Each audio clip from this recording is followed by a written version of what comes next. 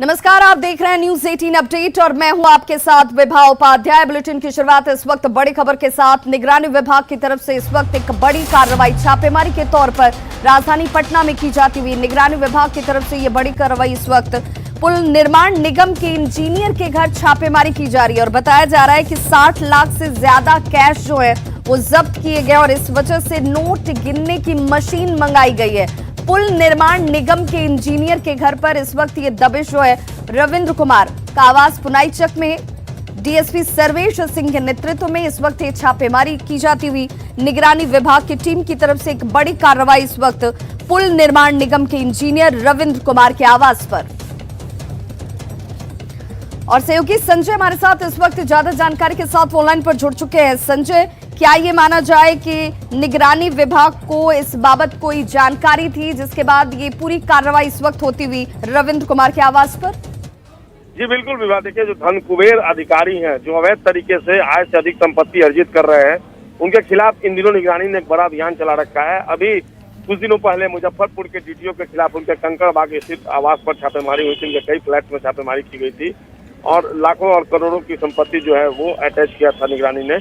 और एक बार फिर से एक बड़े अधिकारी जो इंजीनियर है पुल निर्माण निगम में रविंद्र कुमार, उनके आवास पर छापेमारी चल रही है। सर्वेश सिंह जो डीएसपी हैं, उनसे बातचीत हुई है। उन्होंने बताया कि फिलहाल 60 लाख प्राइमा फेसी अभी देखने से लग रहा है, लेकिन ये रकम और बढ़ सकती है, यानी रकम और ऊपर जा सकती है। इसके अलावा कई जमीन के कागजात मिले हैं, जो दूसरी अचल संपत्ति है उसके बारे में भी जानकारी मिली है। और अभी इनिशियल स्टेज में है, ये एक्शन है अभी इनिशियल स्टेज में है।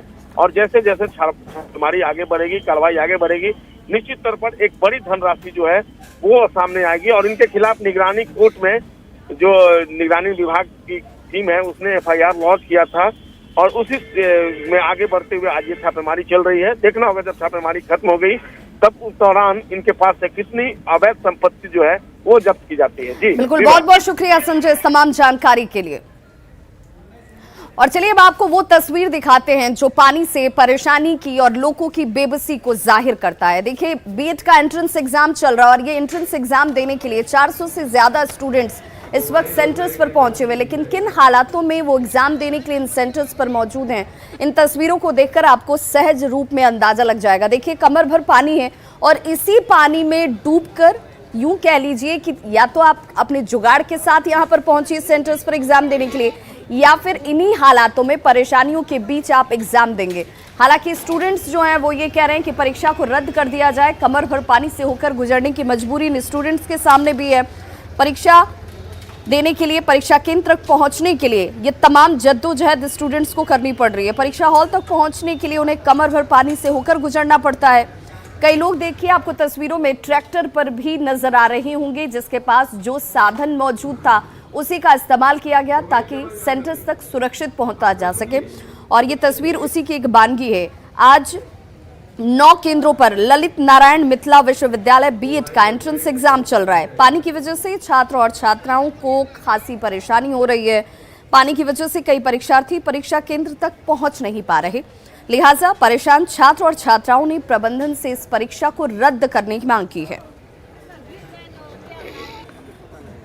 मैं ये कहना चाहूँगी कि जो कंडीशन है अभी इस कॉलेज में, उसके अनुसार सरकार को कोई सुविधा देनी चाहिए थी, क्योंकि इतने दूर हम लोग पानी में हेल कर आए और उसके बाद कपड़ा गीला है, 2 घंटा तक एग्जाम देंगे, इन्फेक्शन भी होगा, पता नहीं कितनी प्रकार की बीमारियाँ के लिए कोई सरकार के पास सुविधा ही नहीं है।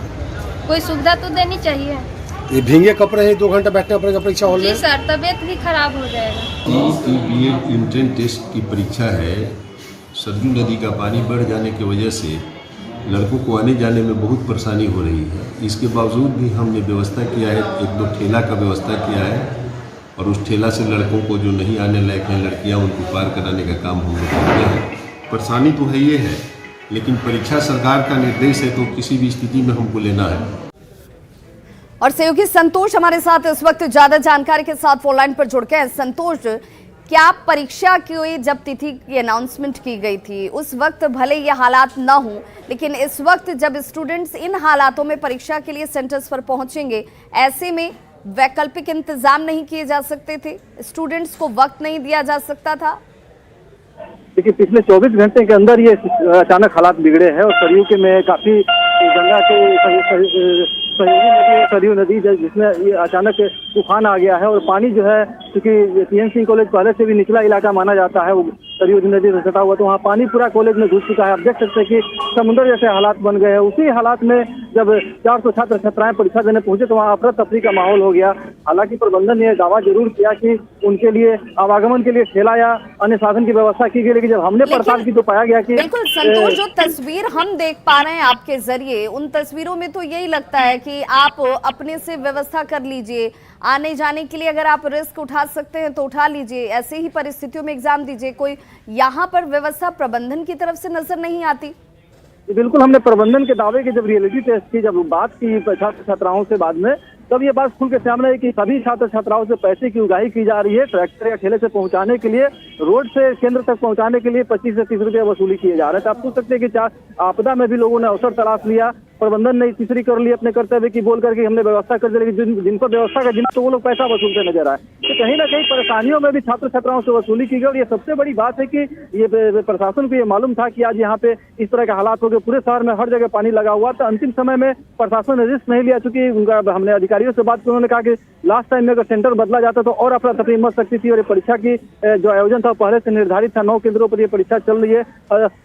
सैकड़ों की संख्या में छात्र छात्राएं छपरा पहुंचे हुए हैं, चूंकि ललित नारायण मिथिला विश्वविद्यालय द्वारा ये परीक्षा संचालित की जा रही है, तो दूर दूर से छात्र दूसरे जिलों से भी आए हुए हैं। तो बहुत परेशानियों का सामना करने, छात्रों को सुविधा कैसे दे दी जाए, कैसे इनकी परेशानियों को कम किया जा सके, इसकी कोशिश प्रबंधन की तरफ से होनी चाहिए थी। यहाँ पर भी उगाही का खेल किया जा रहा है। बहुत बहुत शुक्रिया संतोष इस तमाम जानकारी के लिए।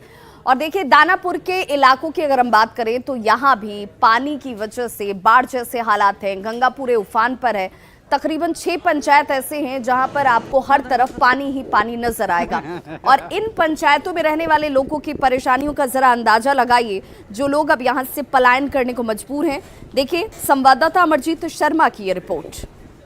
गंगा का जलस्तर 0.65 मीटर तक ले बढ़ चुका है और आप देख सकते हैं गंगा का वो किनारा जो दूसरा दियरा इलाका का है, और दियरा इलाका में पूरा तरह से जो है जलमग्न है। दियरा ये पुरानी पानापुर है, हम तस्वीरों में दिखाना चाहेंगे। पुरानी पानापुर जो है पूरी तरह से घिर चुका है पानी से, बाढ़ के पानी से, गंगा के पानी से। और इधर आप देख लें, ये नकटा दियारा का इलाका है, ये सारा जो है जलमग्न हो गया है। नाव की भी स्थिति आप देख सकते हैं कि जो गंगा के किनार है उस किनार पे वो नाव लगी हुई है और बीच में धार इतनी तेज है कि नाव को बीच में चलना काफ़ी मुश्किल हो रहा है। नाव को अभी परिचालन जो है कम कर दिया गया है। नाव के परिचालन कम होने से दियरा वासियों को परेशानी हो रही है, दियरा वासी को दानापुर आने जाने में परेशानी हो रही है। और नाव की जो रफ्तार है वो भी कम हो गई है।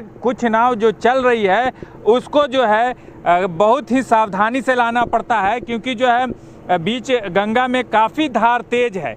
और इस धार में आप नज़ारा देख लीजिए पुरानी पानापुर का। पुरानी पानापुर हम कहेंगे कि पुरानी पानापुर जो है पूरी तरह से जलमग्न है और चारों तरफ से घिरा हुआ है। गांव के चारों तरफ जो है पानी ही पानी है और ऐसे में लोगों की जिंदगानी बाढ़ के पानी से परेशानी बनी हुई है। दानापुर से न्यूज़ 18 के लिए अमरजीत शर्मा। और चलिए आपको सीधे लिए चलते हैं इन्वेस्टर समिट में, जहां पर प्रधानमंत्री नरेंद्र मोदी इस वक्त इस समिट को संबोधित कर रहे हैं। क्या कुछ कह रहे हैं, सुनते हैं।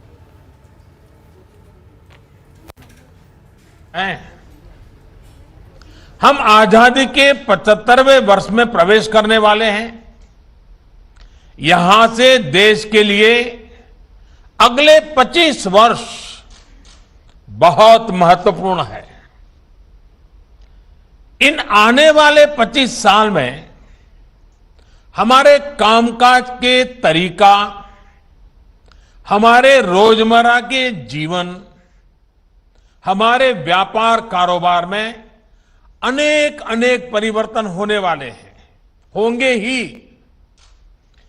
जिस तरह टेक्नोलॉजी बदल रही है, हमारी लाइफस्टाइल हो या फिर हमारी इकोनॉमी, दोनों में बहुत बदलाव होगा।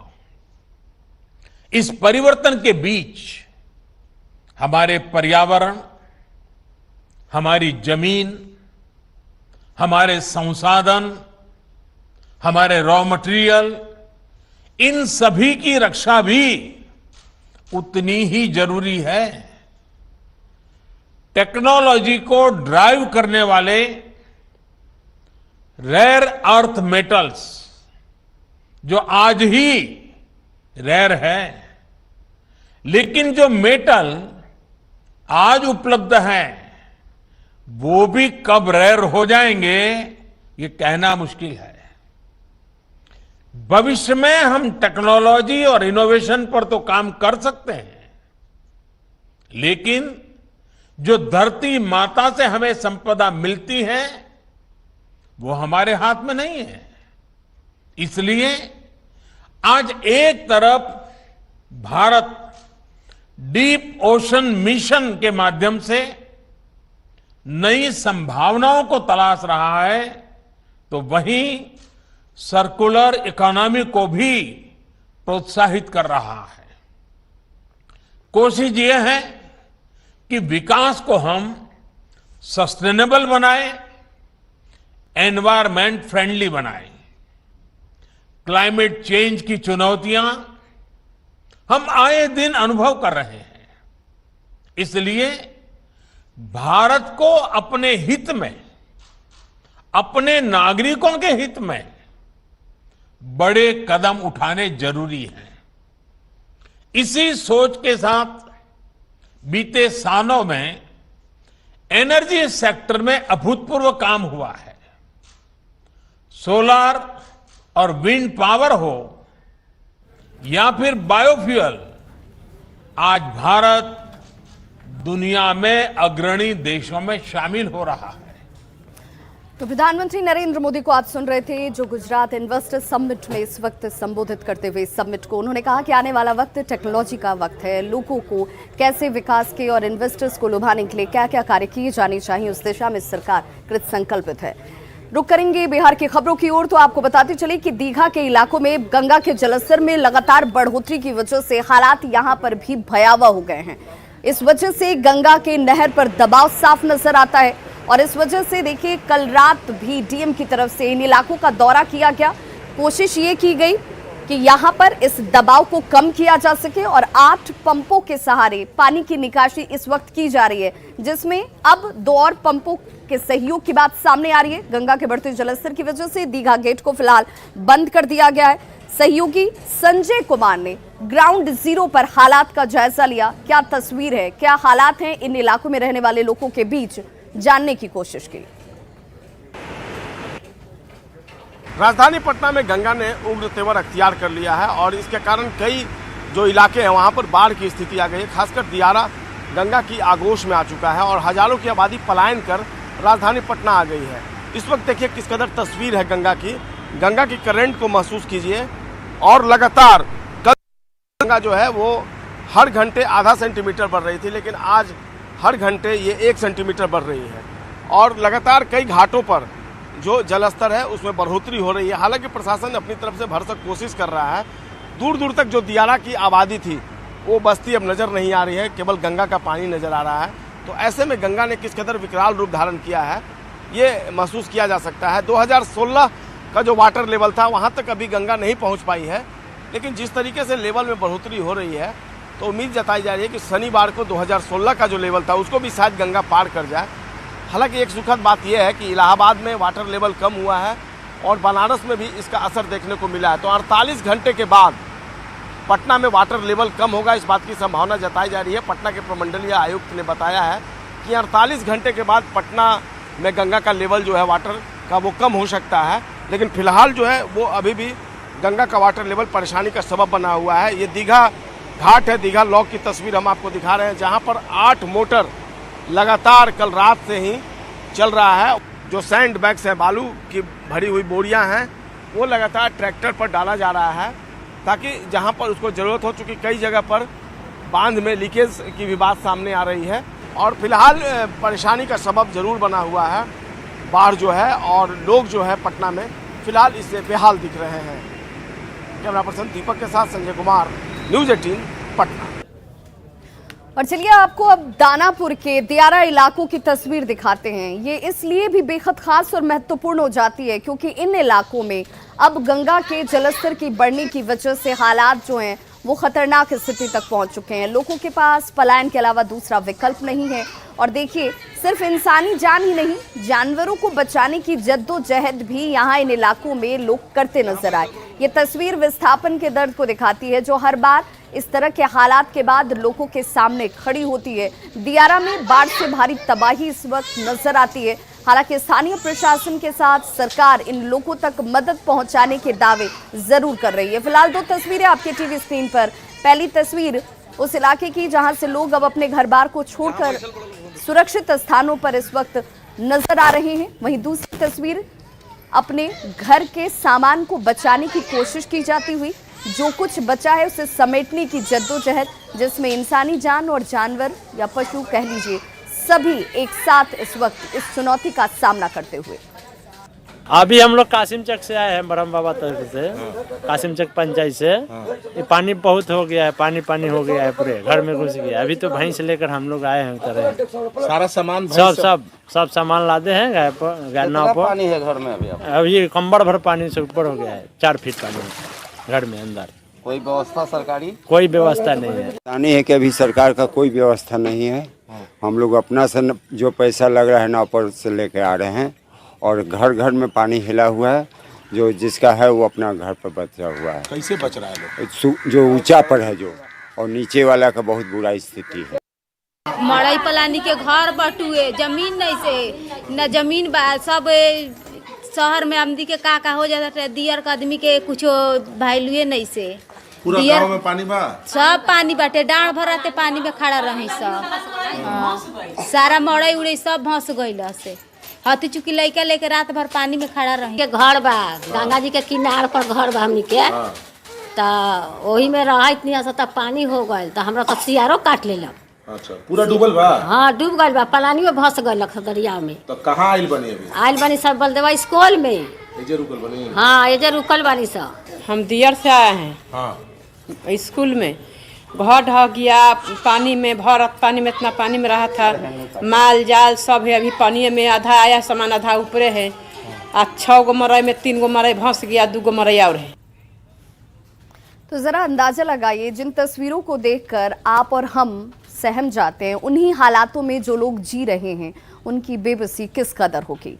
छपरा की एक तस्वीर हम आपको अपने सहयोगी संतोष गुप्ता की इस रिपोर्ट के जरिए दिखाने जा रहे हैं, क्योंकि जिस वक्त लोग बाढ़ की विभीषिका से परेशान हैं, घर बार छोड़कर जाने को मजबूर हैं, उस वक्त भी बालू माफिया जो है वो बालू का सौदा करने या अवैध उगाही करने से बाज नहीं आ रही। ये तस्वीर इस वक्त आपके टीवी स्क्रीन पर छपरा के उस जगह की जहां सोन नदी से बालू का उठाव और दिन के उजाले में ही अवैध रूप से बालू का ये खेल जो है वो किया जाता हुआ, लेकिन प्रशासनिक टीम यहाँ नहीं पहुंचती, स्थानीय पुलिस प्रशासन की नजर नहीं पहुंचती, या फिर सब कुछ देखते हुए अनसुना कर दिया जाता है। ये तस्वीर उसकी एक बानगी है। सहयोगी संतोष गुप्ता की ये रिपोर्ट जरूर देखिए। सरकार के प्रयास के बावजूद बालू का कारोबार थम गया था, लेकिन एक बार फिर गंगा में आए उफान ने इस कारोबार को हवा दे दी है। आप देख सकते हैं कि छपरा का ये वो इलाका है जहां पे बड़े पैमाने पर बालू का धंधा फिर से शुरू कर दिया है। हालांकि ये वैध है या अवैध ये तो प्रशासन की जांच में पता चलेगा, लेकिन जिस तरह से नावें चल रही है यहाँ पे, कहीं ना कहीं ये माना जा सकता है कि बालू माफिया जो है एक बार फिर से सक्रिय होने लगे हैं। सरकार का कोई ध्यान नहीं। अवतार नगर थाना क्षेत्र के गोराईपुर का यह इलाका है और इस इलाके में हम लोग काफ़ी दूर से देखते आ रहे हैं, हर जगह बालू डंप करके रखा जा रहा है। यहाँ तक कि सड़क पर यातायात में भी दिक्कत हो रही है। कुछ लोग यहाँ मौजूद हैं हमारे। ये बताइए क्या नाम है आपका? राकेश कुमार दुबे जी। ये बताइए कि कैसे यहाँ पे बालू उलू का चल रहा है, क्या दिक्कत? सर रोड पर प्रशासन माना करता है, फिर भी रोड पर लोग गिराता है जबरदस्ती गिराता है जी। उससे क्या दिक्कत होती है लोगों को? आने जाने में कठिनाई हो रही है, गाड़ी सवारी वारी को सब दिक्कत हो जाएगा। सब दिक्कत हो रहा है जी। कितने दिन से ये चल रहा है? क्योंकि पानी तो गंगा जी ये तो 2-3 दिन हुआ सर। पानी जो बढ़ा है 2-3 दिन हुआ है, 2-3 दिन से गंगा जी में पानी बढ़ रहा है। हाँ आपका क्या नाम हुआ? अजय कुमार राय। अजय राय जी, बताइए कि ये जो पानी बढ़ रहा है गंगा में, तो क्या फिर दिक्कत हो गया है? बहुत दिक्कत है, आदमी का दिक्कत हो रहा है सर। माल जाल स्थिति सब, खेती बाड़ी सब डूबिए गया है। सब डूब गया है? जी सर, सब पानी बढ़ गया है, हम लोग को निकलने में मुश्किल है सर। तो आराम से आ जा रहा है? नाव तो आ रहा है सर। हाँ, नाव तो चल रहा है सर, प्रशासन का चल रहा है। खाना वाना मिल रहा है? खाना वाना अभी नहीं मिल रहा है। अभी खाना वाना का व्यवसाय करते वो लोगों को क्या दिक्कत हो रही है? वो लोग दिक्कत है कि सर गिरा रहा है रास्ता पे, रोड पे गिरा रहा है लोग। परेशानी हो जाती है? जी सर, गाड़ी हो रहा है, जाम लग जा रहा है। मना उना नहीं करते हैं लोग? माना उना को होता है सर, तो प्रशासन करता है लोग। जी जी, आता है लोग, वो जाता है लोग कह के फिर गिराने चालू हो जाता है। जी सर, तो बाढ़ से परेशानी है? जी सर, जी सर, जी सर। बाढ़ से लोगों को परेशानी है, लेकिन इस परेशानी में भी कहा जाता है कि आपदा में अवसर जो होता है, तो बालू के धंधे से जुड़े जो लोग हैं इस आपदा में भी अवसर तलाश लिए हैं, और कहीं ना कहीं ये नाव जब सड़क पर आ रहा था, इनको परिवहन में आसानी हो रही है, और ये धंधा पूरी तरह से अब फिर से फलने फूलने लगा है। संतोष गुप्ता, न्यूज़ 18, छपरा। तो जो तस्वीर आप इस वक्त देख रहे थे, ये सिर्फ हालात छपरा में नहीं है, आपको बांका के चांदन की भी तस्वीर हम दिखाने जा रहे हैं, जहां हमारे सहयोगी नागेंद्र द्विवेदी पहुंचे। इस रिपोर्ट को उन्होंने तैयार किया और इस रिपोर्ट के जरिए सरकार तक हम उन तस्वीरों को पहुंचाने की कोशिश कर रहे हैं, जिसमें कैसे बालू का अवैध उत्खनन दिन के उजाले में हो या फिर रात के अंधेरे में हर वक्त चालू है। और ये तस्वीर देखिए इस वक्त, जहां बेखौफ होकर बालू माफिया जो हैं वो बालू का खेल खेलने में लगे हुए हैं। उन्हें जानकारी है कि प्रशासनिक टीम इसे देखती है, जानती है, इसके बावजूद बिना डर के, बिना किसी खौफ के ये सब कुछ दिन के उजाले में भी किया जाता हुआ।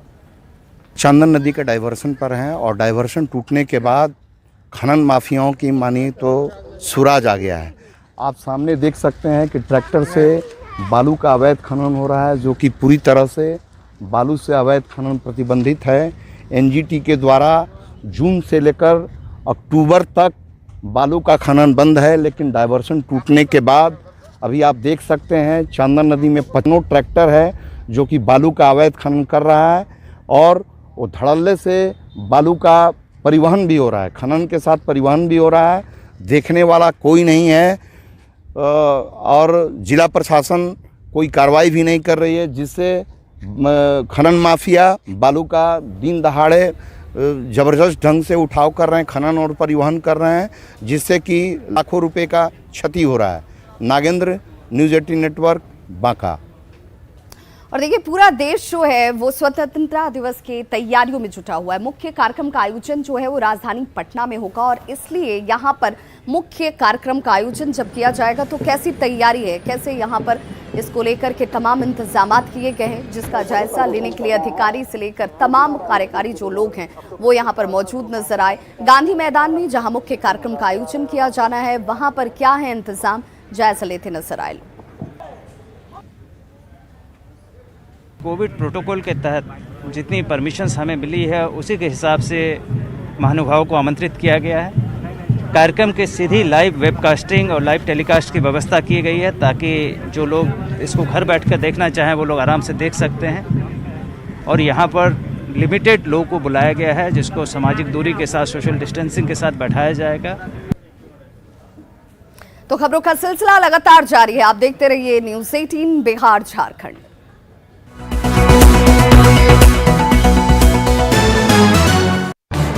इस न्यूज